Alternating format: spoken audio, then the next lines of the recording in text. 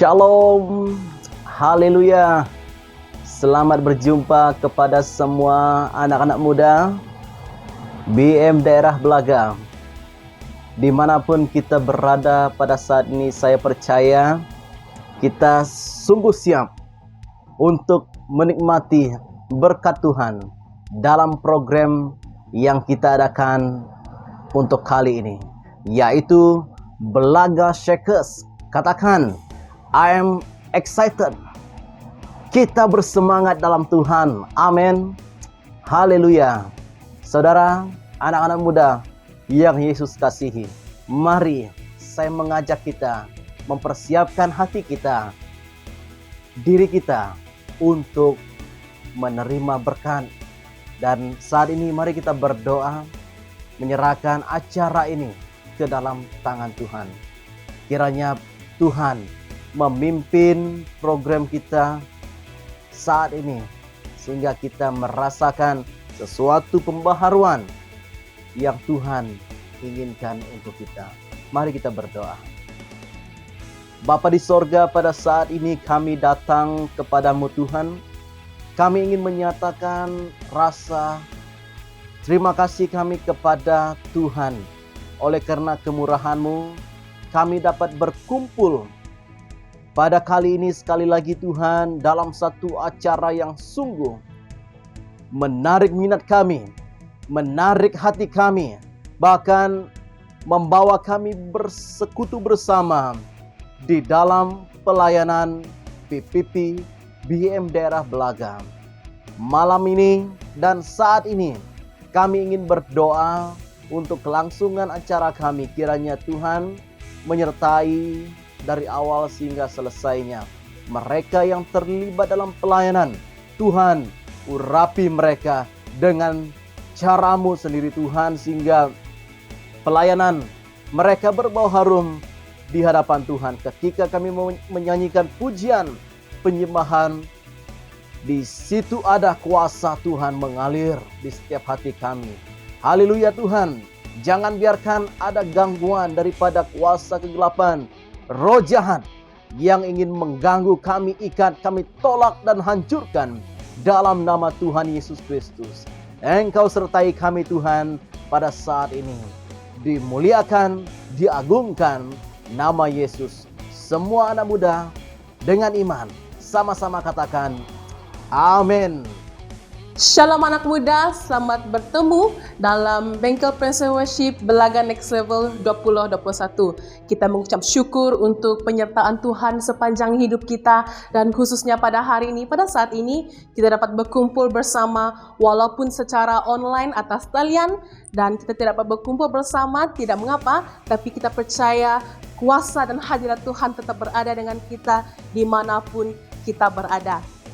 Seperti yang kita sudah maklum, kita ada 5 sesi yang akan berjalan dengan serentak pada saat ini, pada hari ini. Sesi yang pertama adalah Worship Team 101. Sesi kedua khas untuk pemimpin pujian dan juga penyanyi latar. Sesi yang ketiga khas untuk para pemuzik. Sesi keempat untuk penari rebana. Dan sesi yang kelima untuk PA system dan juga ataupun sound. Okay, so jadi anda boleh melihat semua ini, menonton semua ini pada bila masa sahaja. Di dalam masa senang anda boleh lihat balik ke 5 sesi ini. Baiklah, tanpa melengahkan masa, mari kita terus ke sesi yang ketiga, iaitu khas untuk para pemuzik. Dan dengan ini saya mempersilakan Brother Mervin, Brother Angkan, Brother Nathaniel, Brother Roger dan juga adik Clarence. Dipersilakan. Shalom anak muda, terima kasih sekali lagi berjumpa kita di sesi yang ketiga. Pada kali ini kita akan berkongsi berkenaan dengan worship team 101, musician. Okay. Dan bersama dengan saya yang pertama adalah saudara Firdaus Angkan. Okay. Ya. Dia akan bermain di lead gitar. Okay. Dan yang kedua adik Clarence, ya, on keyboard. Okay, dan seterusnya Encik Nathaniel. Okay, Atan, okay, on bass. Dan seterusnya adalah Brother Roger on drum.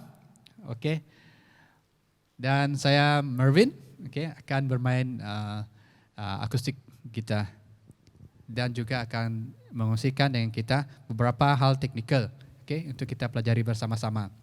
Nah, pada kali ini kita akan masuk topik yang berikutnya adalah worship team 101 yang seperti yang saya katakan tadi untuk pemuzik, di mana kita akan belajar dan mengetahui fungsi dan peranan pemuzik di dalam sesebuah tim pujian dan penyembahan.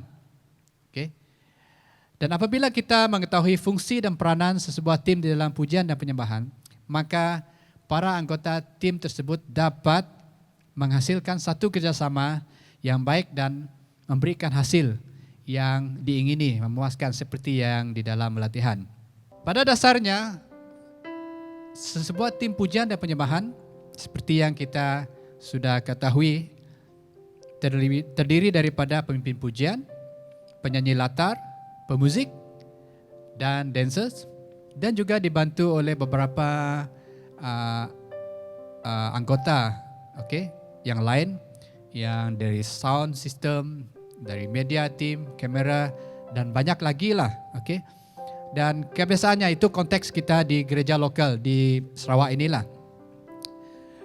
Dan kalau kita melihat di beberapa gereja yang besar, okay, khususnya, rata-rata musician mereka terdiri daripada additional musician tambahan, yang contohnya dari orkestra, strings, okay, ensembles, ada yang main violin, saxophone, trompet, macam-macam, trombon, semuanya ada.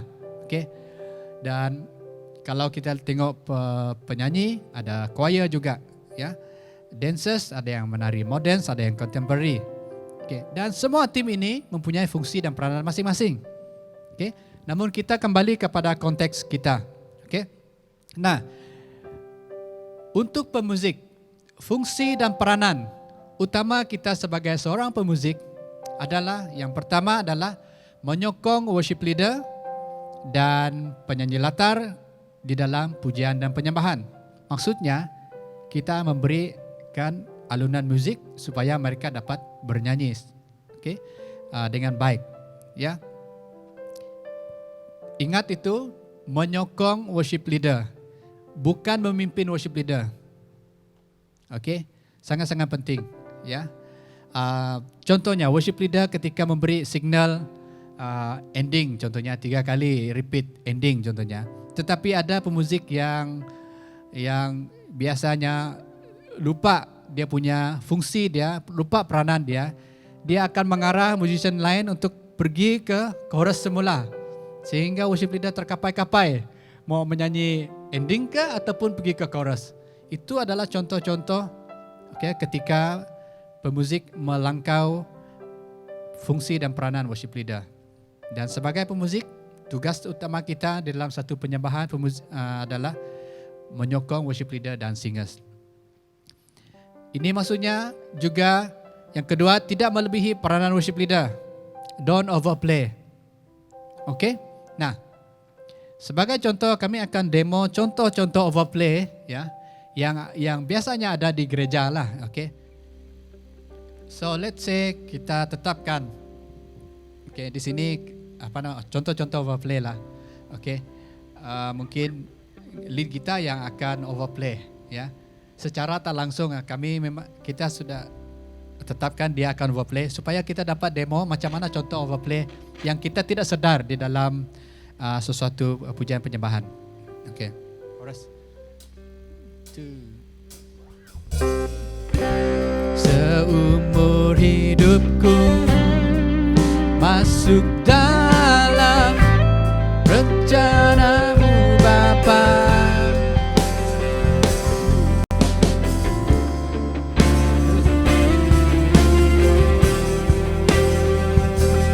Untuk memuliakan harapan. Kebiasaannya pemuzik akan main lead seperti ini, gitaris lah. So ini adalah contoh-contoh overplay. Alright. Oke, seperti itu contoh overplay ya. Padahal di dalam praktis tidak ada seperti itu, tetapi hari kejadian ada aja yang seperti itu. Kan kebiasaannya kan?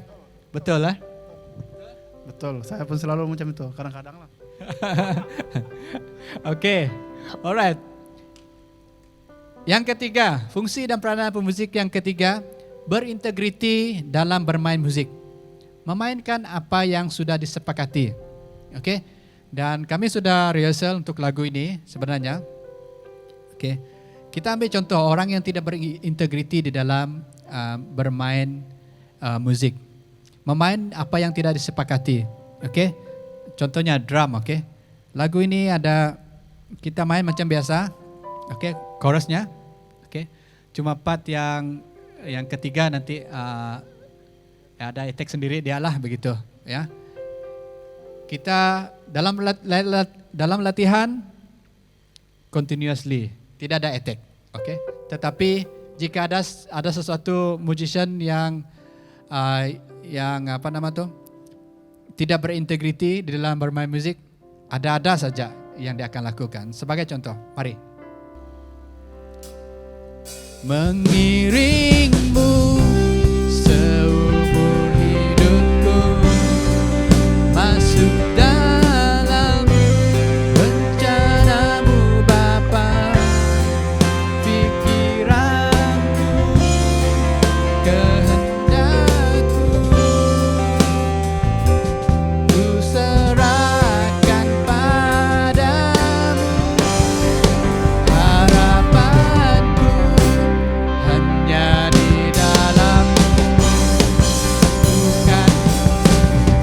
Oke, alright.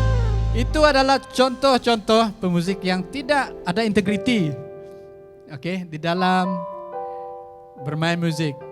Memainkan sesuatu yang tidak kita praktis, tidak disepakat, oke. Bila ada begitu tadi kan kita di sini tidak tahu apa yang dia sedang main. Dia sedang melakukan satu attack yang tidak perlu, oke. Itu adalah contohnya, alright. Yang seterusnya, memastikan pemuzik, harus memastikan bermain dalam key yang tepat, nada yang tepat, style yang tepat, tempo yang sesuai. Seperti yang sudah dilatihkan, melainkan diubahkan oleh worship leader. Memastikan memainkan key yang tepat. Contohnya, kita sedang bermain lagu ini di key C, nada C. Dan pada hari kejadian tiba-tiba oleh karena tidak menulis chords-nya, notanya, lalu keyboardist pun bermain di key E. Tengok apa hasilnya.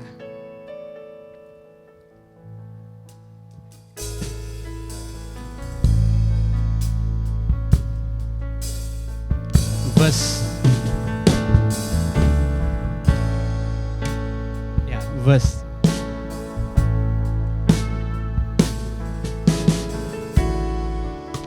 Kekuatan di jiwaku. Lol ada. Ataupun worship leader yang lain mungkin bernyanyi teruskan. Worship leader yang lain akan bernyanyi. Ada dalam agak low. Mungkin dia akan nyanyi nada yang tinggi sedikit. Rangkap kedua mungkin dia fikir dia akan nyanyi tinggi sedikit. Terus tersungkurku di kakimu. Wow, ada feel kan?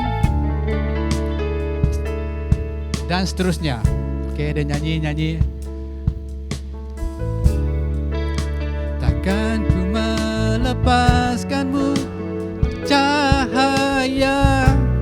Now dia pergi ke chorus tau. Giku tinggikan rendah mengiringmu seumur. Okay, alright. Itu adalah contoh-contoh ketika nada tidak tepat. Mengiringmu. Nah, ada pengalaman seperti itu worship leader? Ada? Okey, ingat baik-baik ya pemuzik, jangan sesekali membuat worship leader merana ketika mereka memimpin pujian. Baik, ya ingat itu. Key yang tepat adalah dekat C. Contohnya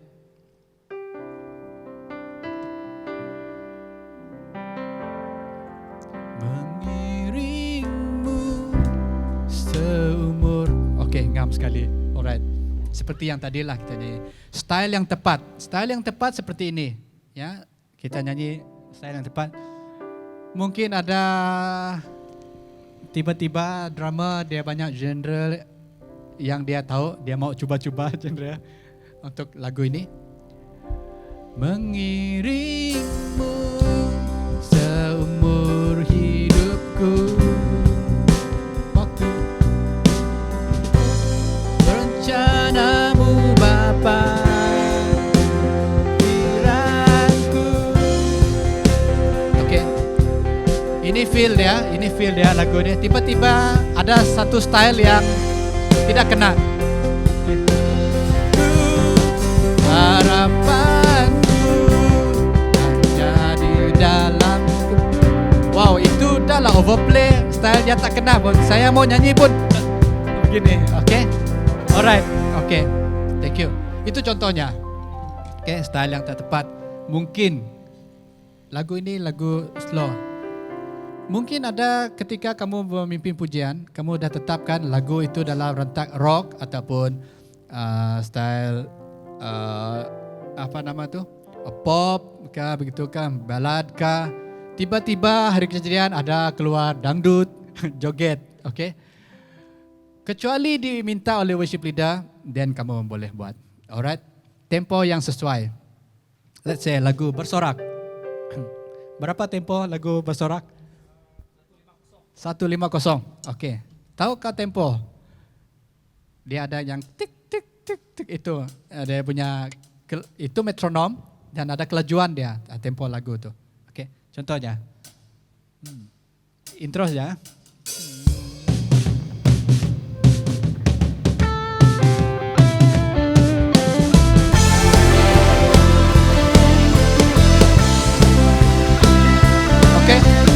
So basically tempo ini sesuai dengan worship leader. Alright. Let's say tempo yang tidak sesuai. 120.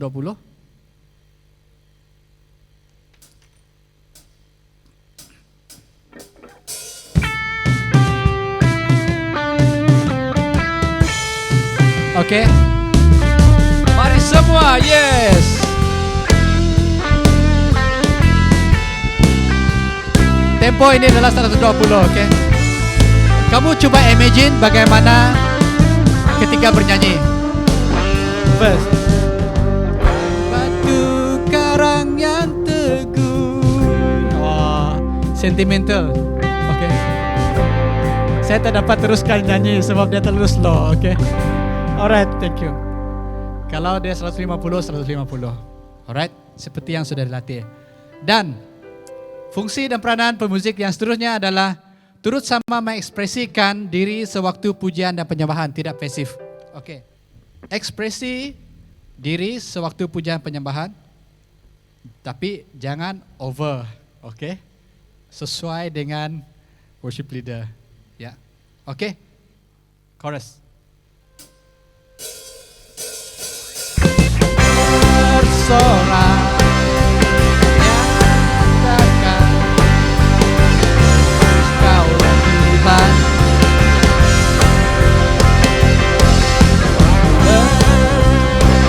Okay, alright. At least contoh overplay. Alright, okay. So biasanya pemuzik yang mereka semua ni memang sangat ekspresif, okay. Kalau mereka ekspresikan diri mereka memang luar biasa. Okay, itu contoh lah. Jangan pasif-pasif, maksudnya dia hanya fokus dengan itu, dia tidak nyanyi. Bersorak, nyatakan Yesus Tuhan.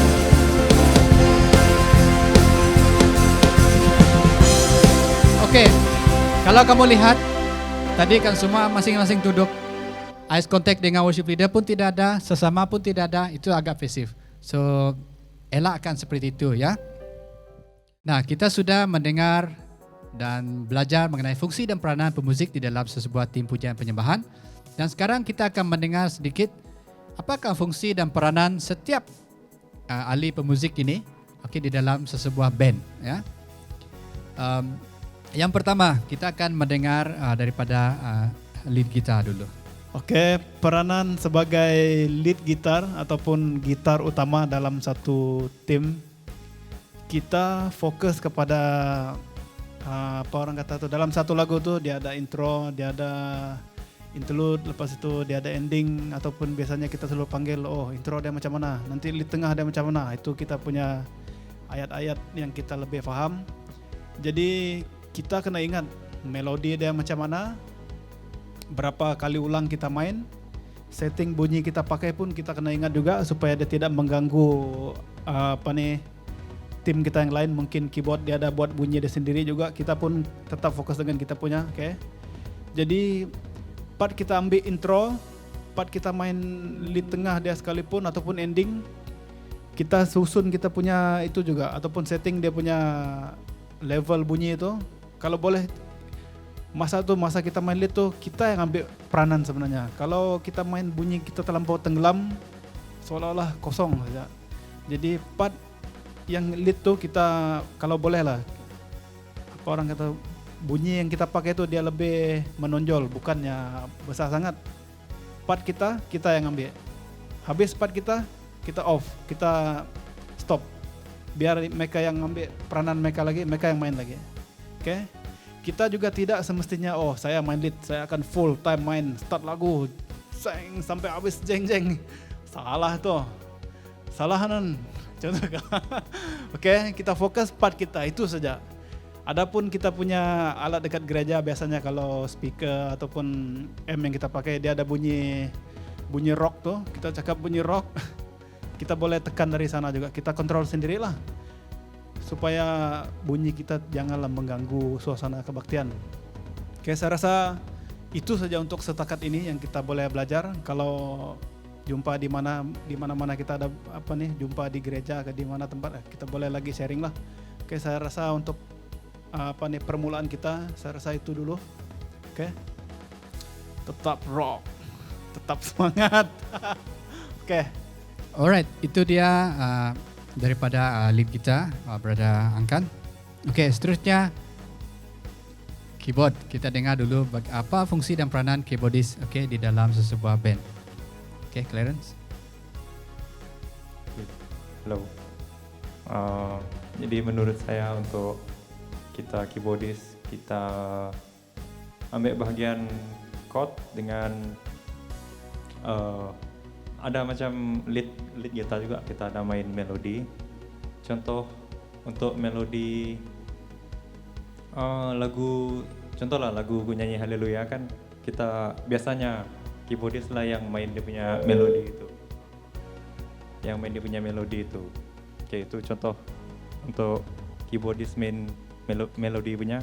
Satu lagi jenis keyboard dia support gitar lead lah, melodi yang utama dia ya. Kita support belakang dia saja, macam lagu bersorak nih yang kami ada main sikit. Lepas tu untuk chord itu penting juga, keyboard perlu cover bahagian chord, sebab chord ni mempengaruhi kita panggil mood lagu, dia bahagia ke dia seram ke dia. Ya, saya rasa itu saja dari saya. Alright, Clarence, thank you very much. Dan seterusnya bass, Atan. Oke, bagi saya pula ada beberapa peranan yang dari saya sendiri lah. Oke, yang pertama adalah bass. Peranan adalah untuk mengisi dalam satu irama ataupun boleh dipanggil groove dalam sebuah melodi yang kita akan mainkan. Kalau groove ada dalam musik itu yang kita mainkan, bunyi dia nampak hidup, orang kata. Dan yang kedua, bass juga berfungsi ataupun berperanan untuk buat bunyi rendah dalam satu band lah, ataupun yang kita biasa panggil low, bunyi low. And yang ketiga, bass boleh atur tempo dalam sebuah band. So maksud saya dia akan bekerja sama dengan pedal drum yang selalu dimainkan dengan bass dalam sebuah musik yang akan dimainkan lah. Itu beberapa fungsi dan peranan bass. Thank you. Alright, thank you Atan. Dan sekarang kita dengar pula daripada Brother Roger fungsi dan peranan drum, drummer di dalam sebuah band. Ya, ini sangat penting. Dengar baik-baik ya. Hello. Jelas. Sebagai seorang drummer, kita merupakan sebuah mesin di mana kita akan menjaga tempo sesebuah lagu dan kita perlu alert dengan flow lagu yang akan dimainkan. Mengapa kita perlu alert? Sebab biasanya setiap fill in kita itu sama ada kita fill in dalam tom kita ataupun setiap simbol kita ni, itu merupakan satu cue kepada band dan worship leader ke mana lagu itu akan pergi. And then sebagai seorang drummer juga, kita haruslah menjaga groove. Kalau lagu itu dia punya beat rock, so kita harus daya upaya stick dan disiplin dalam bermain rock. Kalau lagu itu rentak joget, kita pun akan main rentak joget. Sebab ini adalah jiwa lagu itu. And then sebagai seorang drummer juga, kita perlu peka dengan keadaan sekeliling lah. Kalau gereja itu boleh muat dalam 500 orang, kita boleh main dengan pukulan yang kuat ataupun keras lah. Kalau gereja itu kecil, muat dalam 30 orang, kita tak boleh main seolah-olah main dalam konsert. Kita harus kontrol kita punya volume, kontrol kita punya timbre, kita punya tangan supaya musik itu lebih harmoni. Satu lagi, sebagai seorang drummer, kita harus alert secara spiritual. Mengapa saya katakan begini? Biasanya kalau di dalam lagu slow, lagu penyembahan, kita akan nampak signal daripada worship leader biasanya begini. Ini maksud dia mau pergi ke free worship lah. Pada saat ini kita harus support dan kita cuba guide dengan kita punya mainan supaya keadaan tidak awkward dan dia akan lebih smooth. Ini sajalah setakat ini. Peace. Alat yang seterusnya adalah akustik gitar. Akustik gitar biasanya satu alat yang sering kali kita gunakan kalau kita di kampung ataupun di ulu lah kita. Ini jadi main instrument, berbanding dengan keyboard. Biasanya di kampung jarang ada keyboard, tetapi akustik ini yang menjadi alat utama di dalam sesuatu ibadah yang kita gunakan. So, peranan dia seperti keyboardist, main chords, chords lagu itu. Dan biasanya kalau kamu main sendiri di kampung, kamu bermain, so kamu akan main chords dia, kamu juga cover tempo dia, semualah rhythm dia macam mana terpulang pada kita. So basically main akustik gitar, main generally biasanya memang cover dia punya chords lah, ya. Apa-apa lagu yang ada. Namun dalam kebanyakan lagu, ada beberapa part yang tidak perlu akustik gitar. Kecuali biasanya lagu-lagu yang slow, dan ada pun lagu-lagu laju, lagu cepat yang menggunakan akustik gitar itu dia punya peranan itu agak limited. Kebanyakannya kepada lead gitar dan juga keyboardist. Alright, itu saja untuk akustik gitar. Alright. Sekarang saya ingin kongsikan sedikit mengenai musician do and don'ts. Sesuatu yang dilakukan oleh seorang pemuzik dan tidak harus dilakukan oleh seorang pemuzik. Yang pertama, the do's. Lap dan bersihkan instrumen Anda setelah digunakan. Sangat penting. Lap dan bersihkan instrumen Anda setelah digunakan. Bagi contoh. Saya bagi contoh. Saya ingin bertanya kepada Angkan lah. Bagaimana kamu maintain kamu punya instrumen? Kan? Biasanya kalau saya untuk string gitar saya pakai benda ni. Rupa dia macam ni. Fast fret nama dia. Betul ke tidak saya sebut ni bahasa orang putih ni, tidak pandai juga.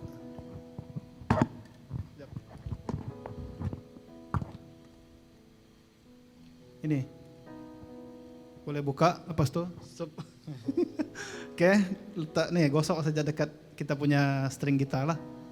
Biasanya kalau jual di kedai dalam harga RM30. Benda lain ada, tapi saya biasanya pakai benda macam ni. Ada jenis lain, ada, semua boleh pakai lah. Yang penting untuk kita punya string, maksudnya sebelum kita main kita lap dulu. Selepas main lap baru masuk dalam bag, kalau kita ada bag gitar kita lah. Dengan efek kita sekalipun kita lap, sebab debu-debu kecil itu pun boleh mengurangkan kita punya quality sound kita. Dia ada bagi efek lah kalau kita tidak jaga. Alright. Ya, bukan setakat gitar, itu contoh je lah. Drum, biasanya selalunya drum akan banyak sekali debu. Sebagai drummer, perlu lap, sering kali lap drum Anda supaya bila Anda pukul tidaklah debu berterbangan, ya. Dan ketika debu berterbangan, kadang-kadang Anda terbersin, ketika bermain, ya, itu akan mengganggu konsentrasi, di dalam pelayanan. Yang kedua, do's. Yang kedua, update diri dengan pengetahuan musik dan perkembangan musik, baik secara rohani dan juga sekular. Pastikan apa saja lagu yang baru, musik yang baru, baik secara rohani ataupun sekular, just belajar, update, supaya itu akan meningkatkan kemahiran. Kita belajar dan akan meningkatkan kemahiran kita. Yang seterusnya adalah kita harus bergaul dengan anggota jemaat yang lain. Jangan eksklusif, maksudnya jangan kita hanya kita saja, geng-geng kita saja. Kita perlu belajar bergaul dengan anggota jemaat yang lain juga. Do's, yang seterusnya adalah kita harus membina jaringan network dengan pemuzik dan worship team dari gereja lain. Bukan setakat di kalangan kita di dalam gereja kita saja, tapi kita bina jaringan, pelayanan dengan anggota pemuzik worship team gereja lain. Dan mungkin dengan jaringan ini mungkin ada banyak-banyak pelayanan di luar, ataupun apa-apa saja pelayanan mungkin boleh dilakukan secara bersama. Dan enjoy sewaktu melayani, jangan stres, ya. Seperti tadi ketika kami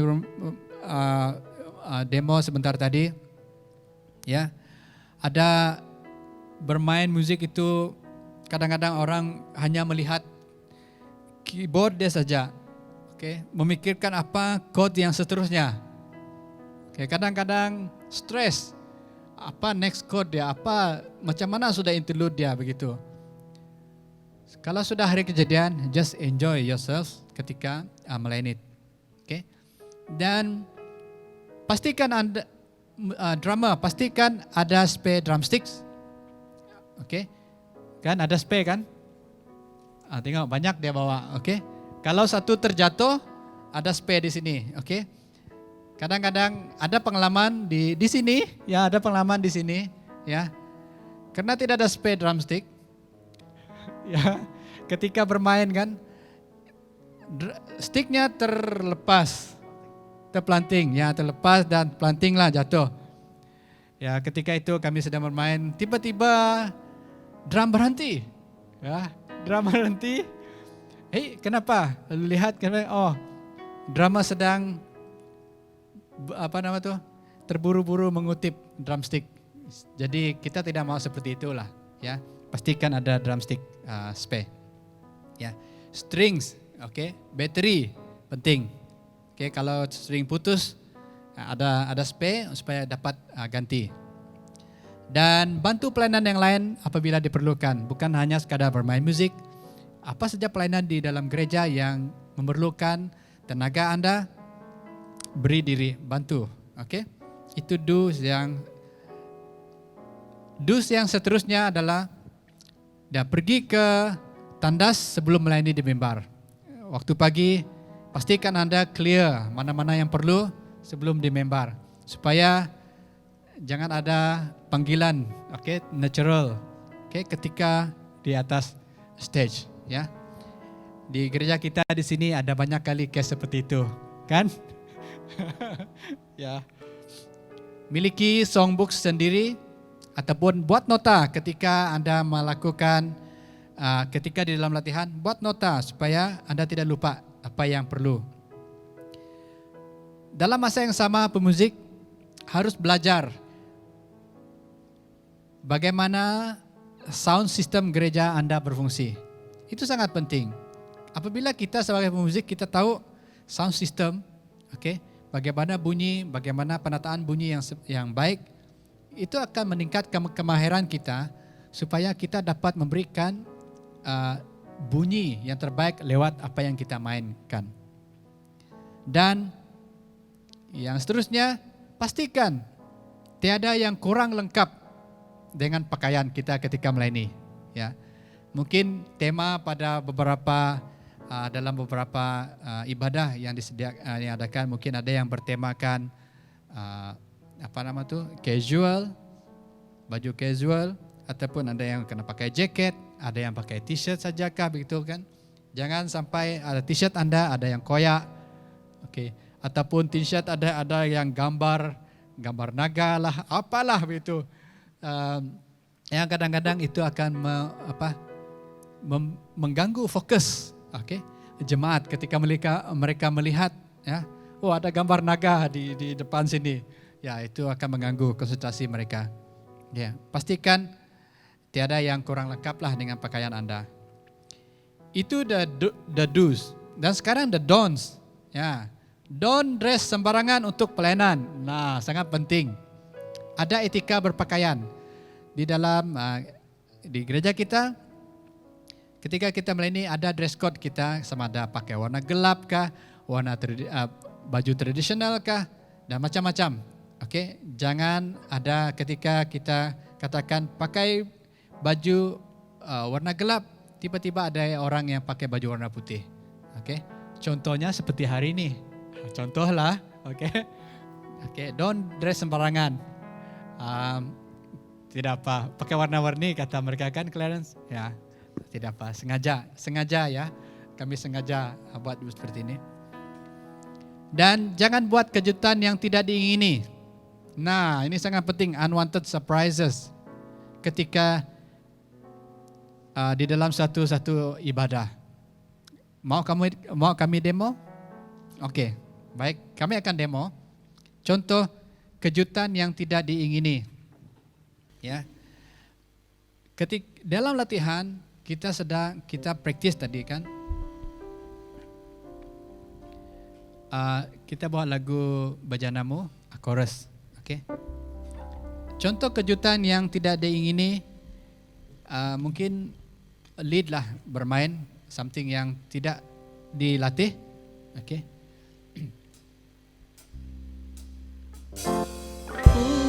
seumur hidupku. Dalam rencanamu Bapa. Oke, ketika worship leader sedang memimpin pujian kan, sedang menyanyi, bila ada suddenly ada satu melodi yang ekstra. Oke. Kadang-kadang worship leader terpaksa tengok begini. Oke. Wow. Oke, alright. Wah, itu banyak delay dia. Wow, itu kejutan-kejutan di dalam satu ibadah. Kadang-kadang jangan sampai seperti yang saya kata tadi lah, jangan buat worship leader merana, oke? Ketika worship leader sedang menyembah Tuhan, oh haleluya, tiba-tiba ada bunyi, tiba-tiba worship leader tuh, ada something di sana, oke? Worship leader pernah mengalami seperti itu? Pernah, ya. Sesuatu yang tidak diperlukan di dalam sesuatu ibadah. Jangan makan dan minum sembarangan, jaga kesehatan. Oke, khususnya ketika melayani hari Ahad, contohnya lah, janganlah makan makanan yang pedas, ya, yang boleh mengganggu perut Anda, yang boleh mengganggu konsentrasi Anda di dalam satu-satu ibadah. Nah, bukan setakat hari Ahad saja, tetapi juga pada waktu-waktu yang lain, hari-hari biasa, kita harus jaga makan minum kita, ya. Dan saya ingin tekankan di sini khususnya semua orang yang terlibat di dalam pujian dan penyembahan, please, abstain, elakkan diri daripada minum minuman keras, Itu sangat-sangat tidak memberkati, ya. Kita elakkan. Ya, saya ingin tegaskan di sini, jangan sampai kita datang ke stage ini dalam keadaan yang hayal ataupun mabok, elakkan, Tapi di kebanyakan gereja kita memang orang kata haramkan lah minuman-minuman alkohol seperti ini. Jangan tidur dan bercakap-cakap sewaktu khotbah. Pemuzik ingat baik-baik. Dan elakkan daripada mengunyah gula-gula sewaktu melayani di hadapan. Coba bayangkan, ketika sedang di dalam penyembahan, mulut Anda sedang mengunyah gula-gula getah. Dia memang agak sesuatu yang agak, apa dipanggil itu?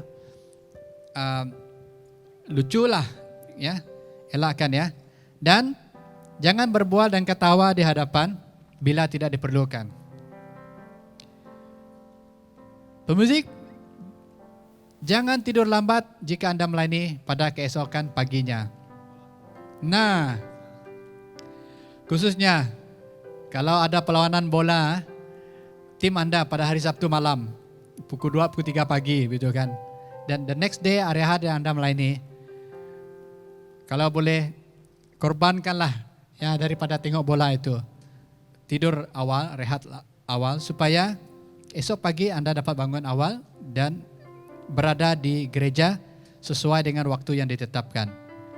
Seterusnya, jangan duduk di belakang, duduklah di hadapan agar senang bergerak ke mimbar sekiranya diperlukan.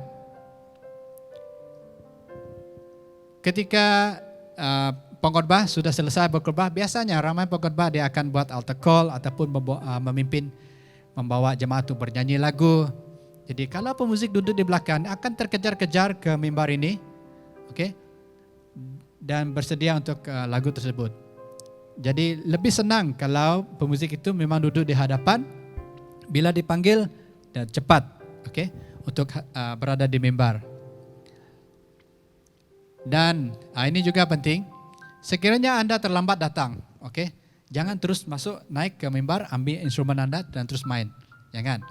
Mungkin tunggu cue ataupun tunggu arahan daripada worship leader, tengok Anda boleh naik kan, naik begitu. Ataupun tunggu lagu seterusnya. Mungkin seperti itulah. Jangan di tengah-tengah lagu Anda terus mengambil tempat, dan mungkin itu akan mengganggu sedikit perjalanan lagu, ketika di dalam ibadah. Saya rasa itu saja untuk do and don'ts untuk pemuzik. Ini yang beberapa hal praktikal yang kita boleh praktikkan di dalam gereja kita, ya. Dan seterusnya kita akan masuk ke sesi seterusnya, topik seterusnya. Kami akan kongsikan tentang worship team 101 practice ataupun rehearsal. Oke. Kekurangan kreativiti dan ketiadaan motivasi untuk menghasilkan sesuatu yang baru akan membawa tim ke suatu level yang mendatar, stagnan. Oke. Dan pada akhirnya membentuk zon kenyamanan bagi tim tersebut. Kalau kita kurang kreativiti, tidak ada motivasi, stagnanlah tim itu. Tetapi semakin kita belajar benda-benda baru, semakin kita bergaul dengan teman-teman yang kreatif, dia akan beri kita motivasi untuk belajar dan kita akan dapat menghasilkan sesuatu yang baik di dalam tim kita. Maka sangat-sangat penting kita perlu berlatih. Apa yang selalu menjadi halangan dan masalah di dalam latihan? Yang pertama, tiada persiapan. Oke. Bukan hanya untuk pemuzik, worship leader juga selalunya tiada persiapan. Contohnya, bila worship leader ketika mau latihan belum dapat menyediakan lagu. Kadang-kadang lagu itu last minute, oke? Dan itu menyebabkan pemuzik tidak dapat prepare. Itu menyebabkan dancers tidak dapat prepare dan singers yang lain tidak dapat prepare, ya, tidak dapat bersedia. Worship leader, singers tidak menguasai lagu dan transisinya. Oke, itu membuat kadang-kadang delay di dalam latihan. Pemuzik tidak mendengar, mempelajari lagu-lagu yang ingin dilatihkan. Semasa latihan, baru mau berlatih lagu tersebut. So itu adalah wasting time. Oke, sepatutnya pemuzik mendengar lagu, mempelajari lagu tersebut di rumah dan bila masa praktis dan rehearsal dan lebih senang. Oke. Anggota tim datang ke latihan dengan fikiran dan hati yang kosong. Ini merupakan masalah ataupun yang sering kali menjadi halangan di dalam latihan. Seterusnya, kurang kemahiran. Kurang kemahiran dari segi penguasaan vokal dan instrumen yang lemah. Kadang-kadang kita praktis, kita meluangkan kadang-kadang ada satu lagu saja. Tetapi bila latihan kadang-kadang sampai setengah jam, sampai 1 jam untuk satu-satu lagu. So itu penguasaan vokal dan instrumen yang lemah. Pemuzik memiliki pengetahuan yang terhad mengenai key ataupun nada tertentu. Okay. Biasa kita main di G, A, okay, C, D, jarang main di B flat, okay, jarang main di B, jarang main di apa lagi F sharp, begitu kan. So ini juga menjadi halangan, okay, masalah di dalam latihan. Kadang-kadang nada suara worship leader itu dia mungkin sedikit satu semitone kah, begitu kan. Yang perlu kita bermain di nada asasnya yang nada key yang berwarna hitam, okay. Tetapi kita tidak dapat. Itu menjadi halangan dan masalah dalam latihan. Dan pemuzik lupa chord progression. Okay. Lagu-lagu tertentu seolah-olahnya ia pertama kali dimainkan. Nah, beberapa pertanyaan mengenai latihan. Mengapa kita harus berlatih? Apa yang harus kita latih? Siapa yang harus hadir dalam latihan? Berapa lama masa yang diperlukan di dalam latihan? Mengapa berlatih? Berlatih karena itu adalah salah satu cara untuk kita menajamkan pedang kita ataupun skill kita. Supaya kita lebih mahir. Berlatih karena itu adalah satu cara untuk kita berterima kasih kepada Tuhan. Tuhan memberi kita talenta, kita latih supaya kita akan semakin dipertajamkan.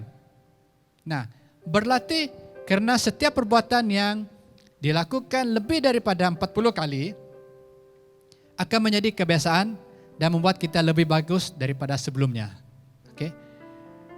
kita menjadi master di dalam apa yang kita lakukan. Ada 3 jenis latihan. Latihan pribadi, latihan untuk ibadah, dan latihan untuk keserasian. Latihan pribadi, perlu atau tidak? Perlu. Oke. Apa yang kita harus latih? Rentak, irama, melodi, feel dia, pembawaan lagu itu, message lagu itu, tone lagu itu, jenis bunyi yang digunakan, intro, ending, style, transisi, modulation. Oke, naik chords kah, turun kah, begitu. Dan berapa lama masa yang kita perlukan sehingga kita mahir. Itu latihan pribadi. Latihan ibadah. Perlu atau tidak? Perlu. Oke, sangat perlu. Siapa yang harus hadir?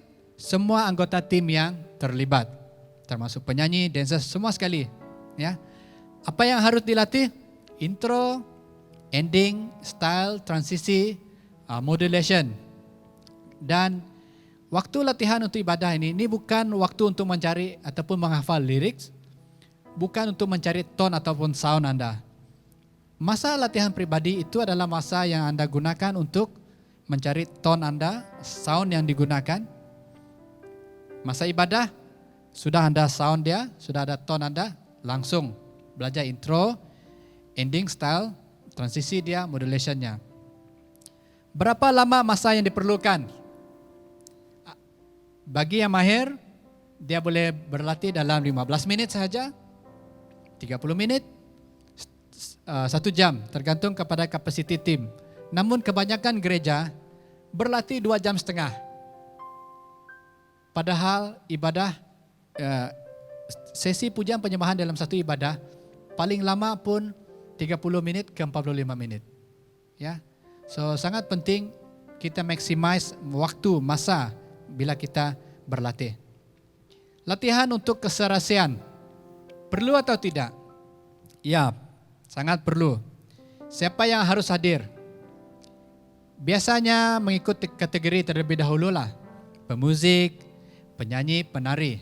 Okay? Dan setelah itu baru bergabung. Mereka harus berlatih sesama mereka dulu supaya serasi dan setelah itu bergabung. Ya. Apa yang harus dilatihkan? Oke, selain daripada intro, ending dan yang lain-lain, latih keserasian dari segi harmoni dia, rhythm dia, unison kah, ya. Dan sudah bukan waktu untuk menghafal lirik dan cari tone ataupun sound. Berapa lama masa ini diperlukan sehingga mahir dan tepat sesuai dengan kesepakatan. Kurangnya kreativiti dan inovasi akan membawa kemunduran kepada dan kemandulan, bagi seseorang individu ataupun sesebuah tim pelayanan.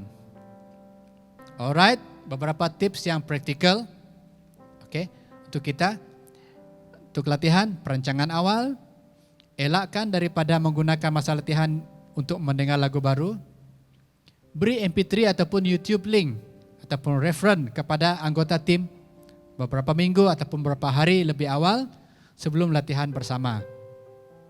Apa yang kita perlu latih?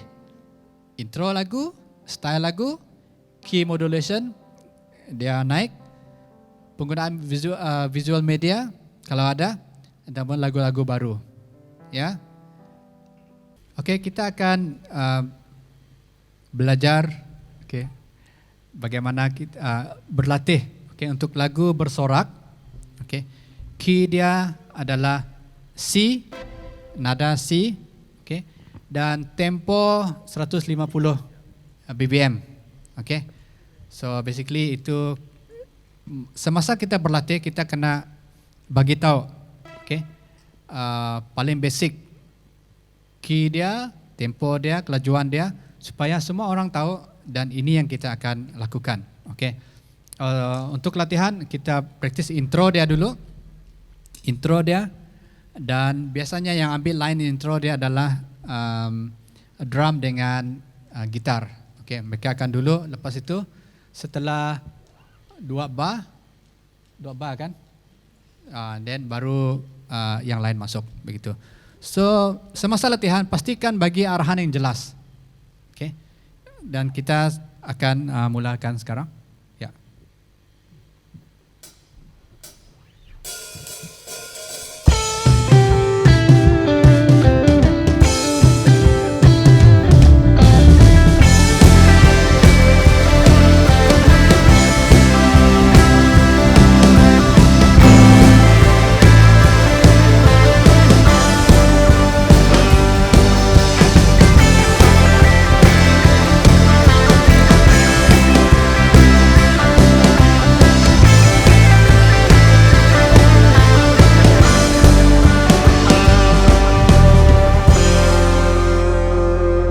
Alright, itu part intro. So bila verse, so dia akan drop sikit. Okay, and then dan pre-chorus and then chorus, ya. Yeah. So basically worship leader akan bagi form dia. Intro, verse, pre-chorus, chorus, intro, verse, pre-chorus, interlude. Okay, pre-chorus, chorus dan pre-chorus ending. Seperti itu. Dan kita akan praktis seperti apa yang diminta oleh worship leader. Okay. Dan sekarang kita pergi part verse senang je kan? Verse senang. Pre-chorus, haleluya. Dan part interlude dia. Okay, part interlude. Okay. Basically ada part yang kita pilih dulu untuk kita perhalusi. Interlude dia. Okay. So daripada chorus, ya, chorus pergi ke interlude. Okay, alright. Ya, last chorus ke interlude.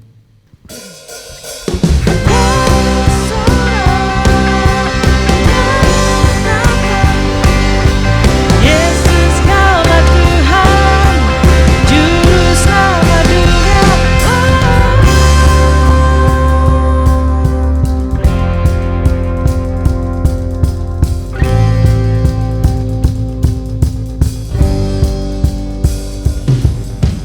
Agung dan perkasa, megah dan berjaya. Yesus Tuhan, Yesus Tuhan, tempat perlindungan, bubuk pertahanan. Yesus Tuhan, Yesus Tuhan, agung dan perkasa, megah dan berjaya. Yesus Tuhan, Yesus Tuhan, tempat perlindungan, bubuk pertahanan. Yesus Tuhan, Yesus Tuhan, bersorak. Alright, okay. So ada part gitar part. So di sini kamu akan main apa?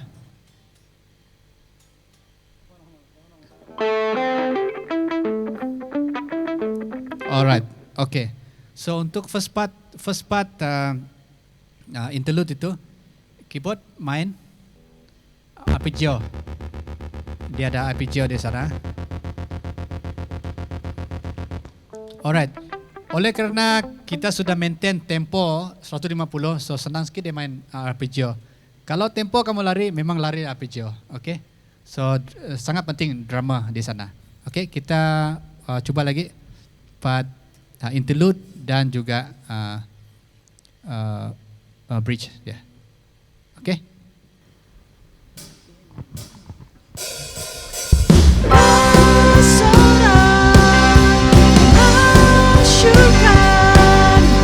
Yesus kaulah Tuhan, Juru Selamat dunia.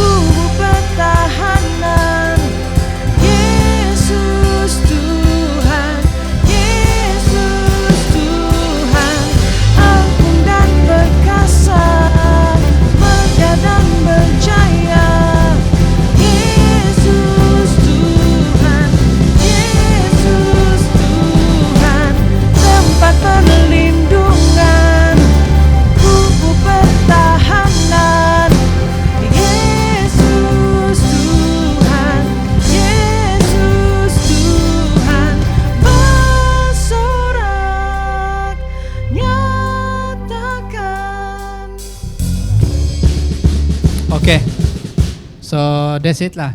So bersorak down, nyatakan. Dan seterusnya baru ada build up balik di sana. Okay, yang itu okay kan? Build up okay. So ending pun okay. Ending dia. Okay, ending dia. Chorus, terus pergi ending dia dekat bridge. Bersorak, nyatakan, Yesus kaulah Tuhan, Kau Raja pemenang. Bersorak,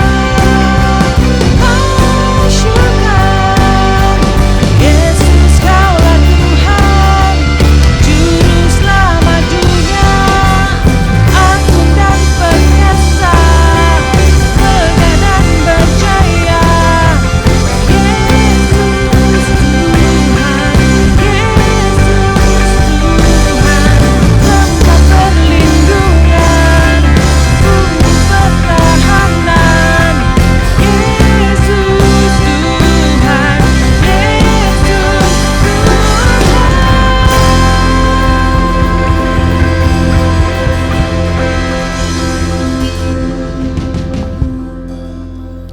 Alright, so itu adalah beberapa contoh ketika kita di dalam latihan. Okay, tadi ada part yang salah dan kita betulkan semula. Itu memang sebenarnya di dalam sesuatu latihan. Okay, so untuk lagu ini, basically kalau kita di sini sebab kita sudah praktis sendiri dan di rumah dan kita tahu dia punya flow. So untuk latihan sebenarnya sudah cukup. Okay. Tidak sampai berapa minit, tidak sampai 5 minit, sudah habis sudah lagu ini.